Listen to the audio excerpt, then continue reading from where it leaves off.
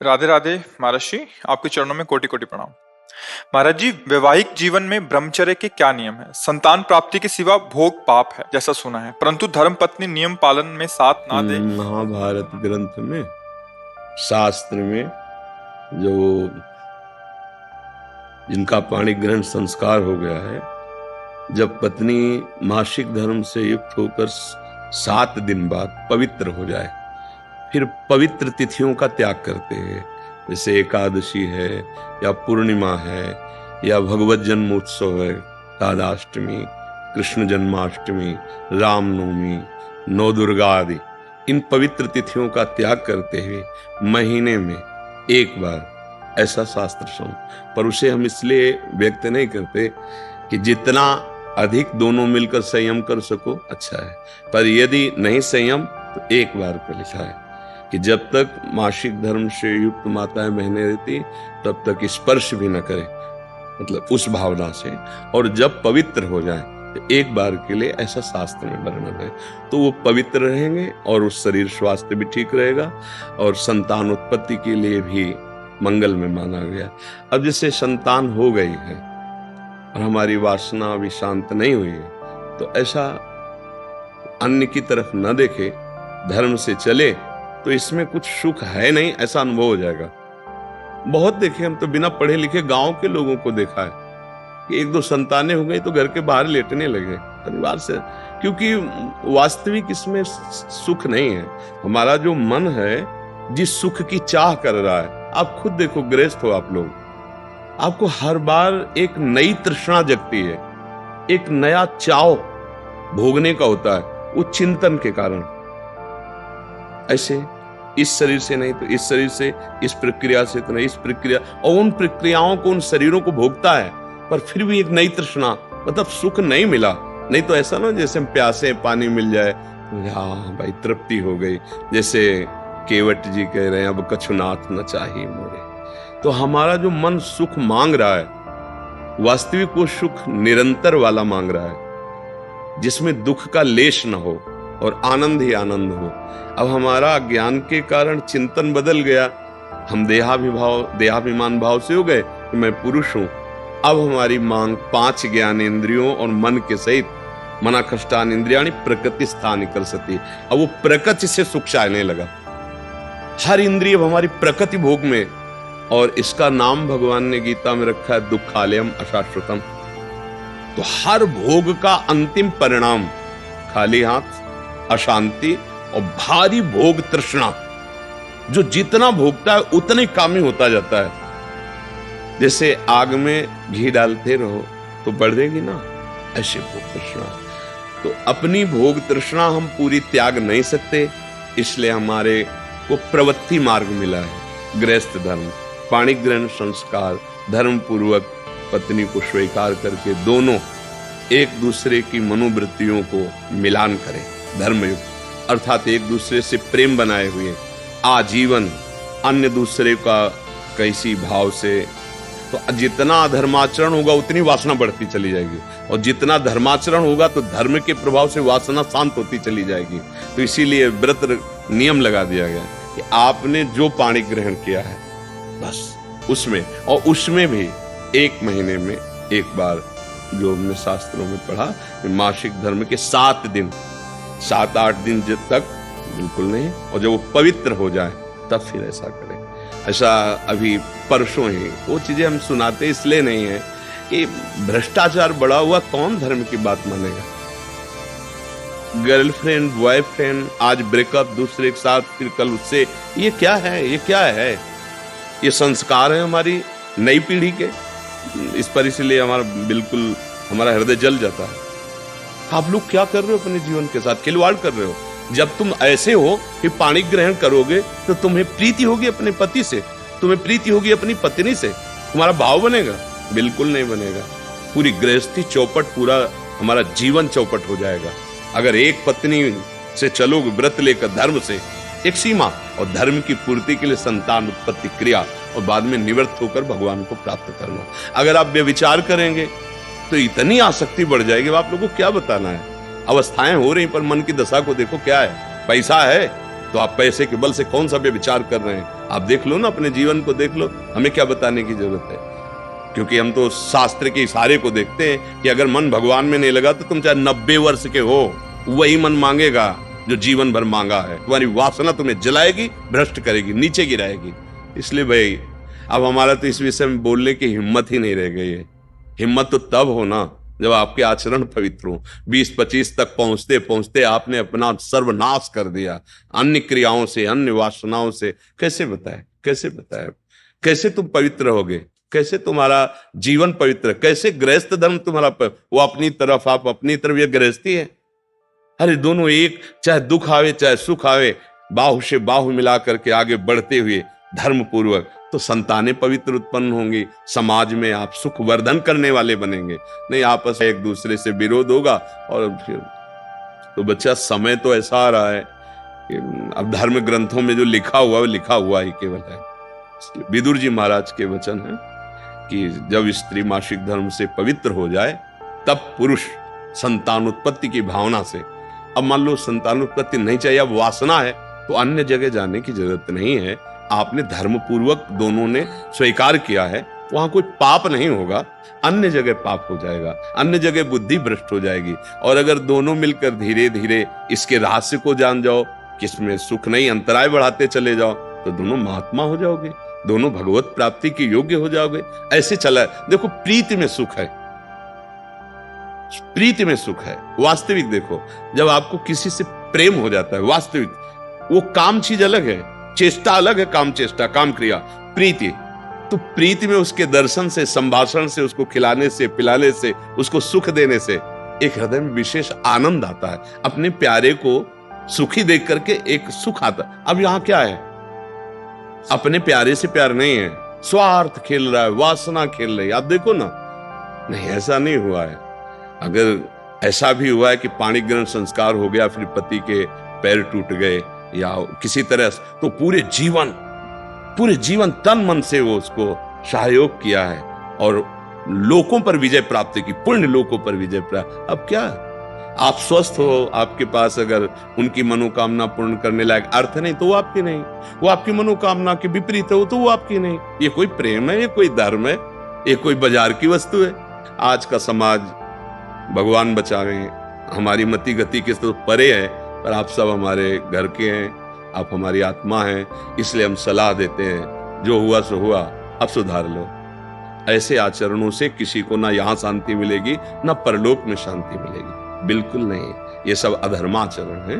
धर्म पूर्वक चलोगे तो निश्चित जो एक योगी को परमात्मा मिलता हो आपको मिल जाएगा, क्योंकि आपका मार्ग प्रवृत्ति मार्ग है। धर्म पूर्वक पाणी ग्रहण संस्कार करो, अतिथि सेवा, साधु सेवा, परिवार सेवा, समाज सेवा, देश सेवा करते हुए भगवत प्राप्त हो। दोनों की बात है, लक्ष्य दोनों का भगवत प्राप्ति, मंगल है, धर्म है। तो अपने अपने धर्म से चला जाए तो आज भी शांति है, विश्राम है। देखो आपको केवल अपनी पत्नी से प्यार हो और उसको केवल आपसे प्यार हो। आप पूरा काम करके आए 10-12 घंटा बाहर से, जब घर आएंगे ना तो देखने मात्र से थकान मिट जाएगी। प्यार का एक व्यवहार, प्यार का एक वातावरण और संबंध नहीं, केवल आप देखने को पति पत्नी हो। तो जब थकित आएंगे तो आग तुम्हारे हृदय जल जाएगा। उसका अलग व्यवहार, उसका अलग व्यवहार, क्या जीवन। अब सोचो प्रवृत्ति स्वीकार किया तो क्या जीवन। अब वो कैसे स्वीकार करे आपको, या आप उसे कैसे स्वीकार करें? आपके पास पैसा है, दसियों लोगों से आपका व्यवहार है, अब मानसिकताएं बदल रही हैं बहुत। इसलिए अगर मंगल चाहते हो यहाँ और वहां तो होश में हो जाओ, नहीं हर कर्म का फल आपको मिलेगा। तो देखते हो ना, जेल में आज जाकर जानकारी करो तो आधे से ज्यादा लोग इसी में बंद हैं। तो जब यहाँ की जेल कानून, तो आपको परमार्थ का जो अध्यात्म का है जो निर्णय है वो तो दंड मिलेगा ही। ऐसा नहीं है कि जो मनावे सो कर लो। इसलिए धर्म से चलो, नाम जप करो, पवित्र भोजन पाओ। और ये जरूर ध्यान रखो, अगर आप अपने माता पिता की सेवा नहीं की, जो घर में वयोवृद्ध जन है, जो अब वास्तविक उनको आपकी जरूरत है, तो आप कितना भी धन कमा लो कभी शांति प्राप्त नहीं कर सकते। जिसने अपने माता पिता को वृद्धावस्था में दुत्कार दिया, उनकी सेवा नहीं की, कोई भी हो कहीं भी हो, उनकी जो पोषण वृत्ति तुम्हारे प्रति वो तो कभी साथ देगी नहीं। चाहे जितना वो कष्ट में हो, यही चाहेंगे मेरे बच्चा और बहू सुखी रहें।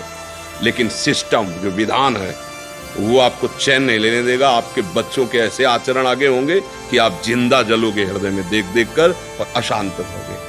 बहुत धर्म से चलो। माता पिता साक्षात भगवान है।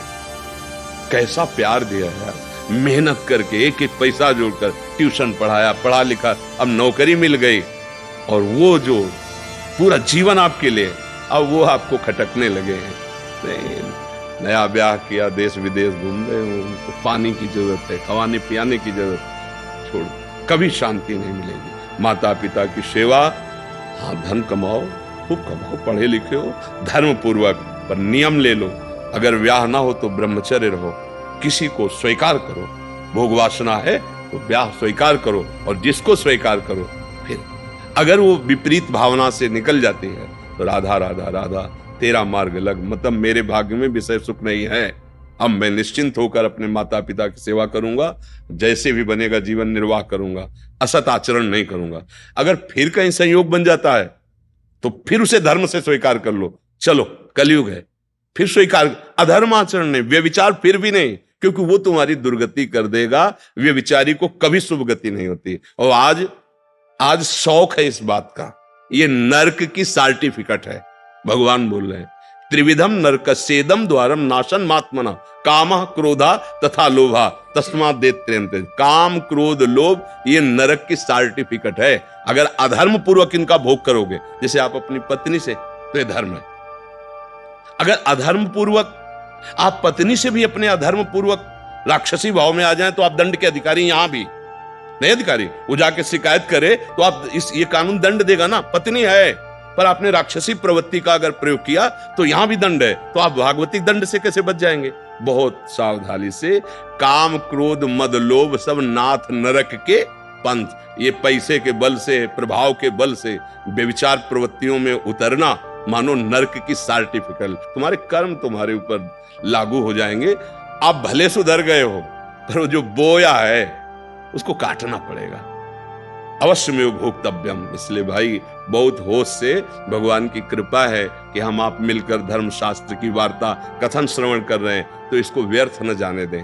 अभी तक जो भूल हुई, अब आगे हम संभाल लें। अगर आगे संभाल लेंगे ना तो सड़ा गोदाम पीछे करके नया माल लगा दो, वो खत्म हो जाएगा। ये नया है, मंगल कर देगा। हमारा जो गलत आचरण वो हमें बख्शेगा नहीं। अगर भजन नहीं किया, सत आचरण में नहीं चले, माता पिता का दुलार जो हमें मिला उसका हम परोपकार, हम कृतज्ञता, उनको वैसे ही दुलार करें। अब वृद्धावस्था आ रही है, हम इसलिए बोल रहे हैं कि बहुत से उदाहरण हमारे सामने हैं। अब वो शौच चारपाई में ही कर रहे हैं, कोई नौकर थोड़ी करेगा। नौकर तो क्या बर्ताव करता है, आपको जैसे आपको दुलार उन्होंने किया था, अब अवसर आया है, आप दुलार कर लो, निश्चित मंगल हो जाएगा। लोक परलोक सब बन जाएंगे। धर्म से चलो, नाम जप करो। श्री हरिवंश महाराज जी, आपके चरणों में कोटि कोटि प्रणाम। महाराज जी, मेरा प्रश्न है कि ईश्वर ने जीवों को बनाया ही क्यों? जब वो स्वयं ही सामर्थ्यवान है तो फिर जीवों को पहले समझो, जीव नाम की कोई वस्तु ही नहीं है। जब आप क्यों शब्द कहोगे तो फिर शास्त्र सिद्धांत अगर कभी सुना हो, पढ़ा हो तो समझ पाओगे। ईश्वर के विषय में प्रश्न करने के लिए पहले शास्त्र स्वाध्याय करना चाहिए। अच्छा, नहीं किए तो फिर संतों की बात मान लेनी चाहिए। उसमें क्यों क्यों क्यों नहीं लगाना चाहिए, क्योंकि श्रद्धा विश्वास के बिना ज्ञान नहीं होता। श्रद्धावान लभते ज्ञानम। भवानी शंकरो वंदे श्रद्धा विश्वास रूपिणो याभ्याम बिना न पश्यन्ति सिद्धा स्वांता स्तमीश्वरम। यदि श्रद्धा विश्वास नहीं है तो फिर आपके कोई प्रश्न का उत्तर हो ही नहीं सकता। अगर श्रद्धा विश्वास है तो मान लो कोई जीव नहीं है। जब सृष्टि प्रकट हुई तो भगवान के श्वासों से वेदों का प्रादुर्भाव हुआ। वेद के कोई रचयिता नहीं, जैसे भगवान श्री कृष्ण द्वैपायन व्यास देव जी है ना, ये वेद जो है उसका विस्तार किया है, रचा नहीं है। वो तो स्वयं प्रकट वेद है। जैसे भगवान प्रकट होते हैं ऐसे वेद प्रकट हुए हैं। वेद कहते हैं कि एको हम बहुश्यामा। भगवान ने खेल खेलने का विस्तार किया। क्या? अपने को बहुत रूपों में प्रकट कर दिया। भगवान जिसे ब्रह्म कहते हैं, उससे मूल प्रकृति, मूल प्रकृति से त्रिगुणात्मिका प्रकृति, सतोगुण रजोगुण तमोगुण, उससे महातत्व से त्रिविध अहंकार, उसी से त्रिविध अहंकार में जैसे रजोगुण से ब्रह्मा और शतोगुण से भगवान विष्णु और तमोगुण से भगवान शिव विनाथ, ये फिर सब देवी देवता, सब जीव शक्तियां, जड़ चैतन्य सब प्रकट हो गया। कहने में देर लगी, प्रकट होने में देर नहीं लगी, इतने में सब कुछ हो गया। एको अहम, एक मैं बहुश्यामा, बहुत रूपों में हो जाऊं, इस संकल्प से तत्काल अनंत ब्रह्मांडों का सृजन हो गया। वही भगवान। अब शर्त रख दी गई, इतने रूपों में वही हैं। 84 लाख योनियां हैं, 83,99,999 योनि में तुम मुक्त नहीं हो सकते। एक केवल गेट रखा गया मनुष्यों में, तुम वही हो, दूसरे नहीं हो, निकलो इससे। पर ये रचना ऐसी है कि जब इसमें आए तो हम भूल गए कि हम कौन हैं। मैं पुरुष, मैं स्त्री, मैं गोरा, मैं काला बन गया। कोई नहीं। जीव जानते हो किसे कहते हैं? जो देह भाव को प्राप्त हो जाता है उसे जीव कहते हैं, और जो देह भाव मुक्त हो जाता है उसे शिव कहते हैं। नहीं, संत लोग जपते हैं शिवोहम शिवोहम, अहम ब्रह्मास्मि, ब्रह्म, मैं ब्रह्म हूं। वो दूसरा नहीं है कोई, वही है। अपने आप को भूल गया। देखो शास्त्र, अब चूंकि प्रश्न इतना ऊंची स्थिति का है, ब्रह्मविद ब्रह्मवि भवति, जो ब्रह्म को जान लेता है वो ब्रह्म में हो जाता है। ब्रह्म में हो जाता का मतलब जानते हो क्या है? वो ब्रह्म में था, ब्रह्म में है, ब्रह्म में रहेगा, ये बात उसके अनुभव में आ जाती। ये ब्रह्म ज्ञान में बाधक है भगवत प्राप्ति में। जैसे प्रेम रस है, भगवत रसिक जी कह रहे पांचों भूले देह सुधि, छठे भावना रास की। पहले ये देह सुधि भूले। अब हमारा तो सारा ज्ञान इसी में है ना। मैं स्त्री, मैं पुरुष, मैं खाता, मैं पीता, मैं देखता, मैं ज्ञानी, मैं अज्ञानी। वो अपने आप को भूल गया, इसीलिए ये जन्म मरण का खेल हो रहा है। ये जो हम आरोप लगाते ना कि भगवान ने हमें क्यों फंसाया, यही तुम्हारा ज्ञान है। तुम झांक के देखो लौट कर, तुम हो कौन? तुम ही फंस गए हो, किसी ने तुम्हें फंसाया थोड़ी। किस में फंस गए हो? मकड़ी अपने मुख से जाला पैदा करती है, उसी में खेलती है और उसी में मर जाती है। हम अपनी वासनाओं का जाल फैला लिए। बोलो हमें कौन बांधे हुए? कौन बांधे? हम ही चाह में बंधे हुए हैं। चाह छोड़ो, अभी जीवन मुक्त हो। न तुम्हें कोई बांधा था, न कोई बांध सकता है। चाह कैसे उत्पन्न हुई? शरीर को मैं मानने से। अब भूख है, प्यास है, देखना है, सुनना है, भोगना है, छूना है, सूंघना है, जन्म है, मृत्यु है, ये किससे हुई? इसको अपना मानने से। गलती किसकी हुई? मेरी हुई। भगवान ने कहां बांधा? आप हो कौन? कहा जाता है कि ईश्वर अंश जीव अविनाशी। ईश्वर का अंश है तो है कौन? अविनाशी। तो आप अपने को कभी अनुभव किए कि आप अविनाशी हैं? आप तो अपने को विनाशी अनुभव कर रहे हैं, जन्मने मरने वाला। आपको कहा गया है अमल, चेतन अमल, सहज सुख राशि। आप में कोई विकार नहीं, तो आपको देखो, आप तो विकारी बने हुए हो। आपने ही तो स्वीकार किया, नहीं तो आपका स्वरूप तो निर्विकार है।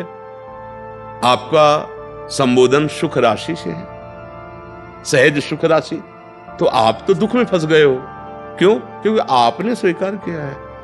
समझा के आपको ही तो छोड़वा रहे हैं, आप ही छोड़ेंगे तो आपको ही अनुभव हो जाएगा। कोई किसी ने कृपा थोड़ी की, कोई वस्तु थोड़ी दी, समझ ठीक हुई, वो वस्तु यही है, अनुभव में आ गई। तरंग क्या है और समुद्र क्या है? आप बिल्कुल विचार करके देखो। वायु विकार समुद्र में तो तरंग हो गया ना। वायु हटी तो समुद्र ही है ना। तो तरंग जब है तो है कौन? आप क्या कहोगे? तरंग शब्द क्यों कहा गया उसे? क्योंकि वायु विकार है ना। वायु विकार हटा दो तो समुद्र ही है ना। बस। जीव क्यों कहा गया? माया से युक्त। माया माने भ्रम। भ्रम से युक्त होकर अपने को देह मानकर कर्ता भोक्ता भाव में विचरण करने लगा। तो मानो जैसे किसी व्यक्ति को कहा जाए, ए रिक्शा, तो खड़ा हो गया। वो रिक्शा है क्या है? पर उसने इतना तदात्म कर लिया है रिक्शा से कि रिक्शा बोलते ही वो खड़ा हो जाएगा। अच्छा, फिर इसके बाद कई बार उदाहरण दिया, पैसा बढ़ा के टैक्सी ले ले, ए टैक्सी, अब वो टैक्सी में खड़ा हो जाएगा, रिक्शा कहने से नहीं खड़ा होगा। हमारी दशा यही है। हम जिस शरीर को प्राप्त होते हैं उसी में इतना हम कर लेते हैं। इसीलिए एक तरह समझो कि उस महान तत्व की निंदा की जा रही, उसे जीव कह के। ए जीव देहाभिमानी, कहां वो परब्रह्म परमात्मा का स्वरूप है और वो देह में फंस, कामी, क्रोधी, लोभी, मोही, मन उसकी निंदा की जा रही। क्यों? उसने स्वयं पकड़ लिया, इस भाव को स्वीकार कर लिया। यही ज्ञान के द्वारा हटाओ, और जहां आप आए अपने स्वरूप में, तो न काम है, न क्रोध है, न लोभ है, न मोह है, न मद है, न मत्सर है, न स्त्री है, न पुरुष है, न जड़ है, न चैतन्य है। वेद कहता है सर्वम खलमिदम ब्रह्म। अब जिधर अनुभव ब्रह्म है, ब्रह्म। देखिए भगत लोग अनुभव करते अपने इष्ट को, जैसे गोस्वामी जी के सिया राम में सब जग जान रहे ना, जड़ चेतन जग जीव जत सकल राम। जैसे अपने लोग श्यामा श्याम में सब बिहारी जी हैं, बिहारी जी को सिवा दूसरा कोई है ही नहीं। ये बात समझना होगा। अगर ज्ञान नहीं है तो हम फिर ये दोष काल ही कर्म ही ईश्वर ही मिथ्या दोष लगा। मिथ्या माने झूठा। अब काल के अधीन हम तो हैं, अब जो ऐसा हमारे भाग्य में जैसा हो, ये सब अज्ञानी जीवों की बातें हैं। तो इसलिए अगर शुद्ध बात समझती हो तो भगवान ने नहीं फंसाया है, हम खुद फंस गए हैं। कहाँ कोई बांधे हमें बताओ? हमारी इच्छा ही तो हमें बांधे। हमें प्यारा लगा रूप, हमें प्यारा लगा भोग, हमें प्यारी लगी वस्तु, हमें प्यारा लगा पद, हमें प्यारा लगा रुपया, इसलिए हम ही फंस गए अपने प्रेम को ना समझकर। जो प्रेम हमें अपने स्वरूप, अपनी आत्मा भगवान से करना है, वो हम नानात्व में कर बैठे। और जब भगवान से करोगे तो उनके सिवा कोई है नहीं, ये अनुभव हो जाएगा। और जब प्रभु से विमुख हो तो ये नानात्व फैल गया। ये अज्ञान मिटाए बिना इस प्रश्न के उत्तर को सुन के भी आप समझ नहीं पाएंगे। बिना हृदय पवित्र हुए नहीं समझ। जैसे दर्पण है आपके पास, पर उसमें मल लग गया है, तब आपको अपना रूप दिखाई नहीं देगा। ऐसे ज्ञान है आपके अंदर, बुद्धि है, पर ये माया मल से ढक गई है। ये बात आपके अनुभव में नहीं आएगी। वो चींटी के अंदर भी आराम से सोता है। अणुअणियान बड़ा सूक्ष्म है और महतो महियान। ये अनंत ब्रह्मांड उसके एक रोमकूप में वास करते हैं। एक रुए के छेद में अनंत ब्रह्मांड, ब्रह्मांड निकाया निर्मित माया रोम रोम प्रति। इसलिए भजन के बिना ये अध्यात्म नहीं जाना जा सकता। अगर आप भजन अच्छे से करोगे, गंदे आचरण नहीं करोगे, तो आपको खुद समझ में आने लगेगा। नहीं, हमारी बात आपको एक कहानी सी लगेगी। ऐसा कैसे हो सकता है? ऐसा कैसे हो सकता है? ऐसा हो सकता है। जो ऐसा नहीं हो सकता वो भी हो सकता है। जो ऐसा कभी नहीं हो सकता वो भी हो सकता है। कर तुम अकर तुम अन्यथा कर तुम सर्व समर्था सा ईश्वरा। अभी जाने क्या हो? जहां सुई का धागा नहीं जाता वहां से ब्रह्मांड पार कर दे, उसे भगवान कहते हैं। वो इतना सामर्थ्यशाली है। इसलिए बहुत बहुत बहुत होश में तही। एक बार सुदामा जी महाराज द्वारिकाधीश से फिर बार बार मिलने ही जाते थे। तो एक बार समुद्र स्नान करने जा रहे थे। तो सुदामा जी ने कहा, प्रभु बहुत ऋषि मुनि कहते आपकी माया बड़ी विचित्र है, बड़ी भयावह है। अब हमको दिखाओ तुम्हारी माया है क्या? माया क्या है? भगवान ने कहा, पहले समुद्र में स्नान कर लेते हैं, फिर बाद में बैठ के बात करेंगे। सुदामा जी और प्रभु ऐसे पास ही पास डुबकी मारे। जो ही डुबकी मारे तो सुदामा जी ने देखा कि एक राज्य में पहुंच गए। बड़ा सुंदर नगर है। सुदामा जी का स्वागत हुआ, बड़ा सुंदर रूप। राजा ने माथा रख के प्रणाम किया, आओ महाराज। सुदामा बड़ा अच्छा लग रहा है। और राजकुमारी इतनी सुंदर। बोले महाराज बस हम वर ही खोज रहे थे, आप जैसा वर, भगवान का भक्त। हम तो निहाल हो गए, हमारी कन्या स्वीकार को। उनकी स्वीकृति की जरूरत नहीं, जबरदस्ती ब्याह हो गया।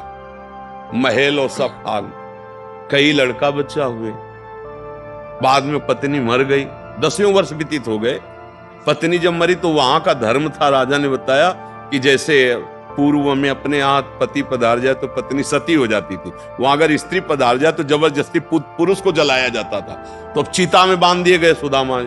अब लगा कि जिंदा जला दिए जाएंगे, तो बड़ी जोर से पुकारा, हे श्री कृष्ण रक्षा करो। तो भगवान ने ऐसे उठाया समुद्र से, बड़ी लंबी डुबकी मारी।